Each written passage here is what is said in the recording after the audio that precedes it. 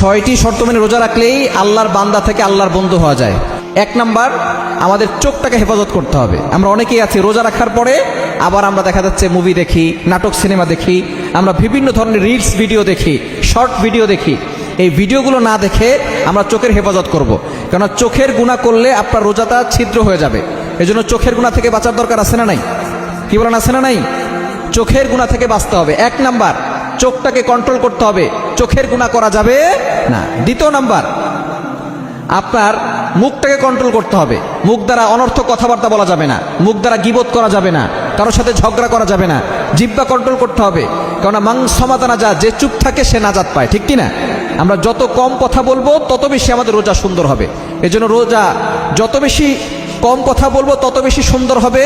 এজন্য মুখ থেকে কোনো গুনাহের কাজ, জিহ্বা দিয়ে কোনো গুনাহের কথা, কোনো খারাপ কথা, অশ্লীল কথা এগুলো বের করব না।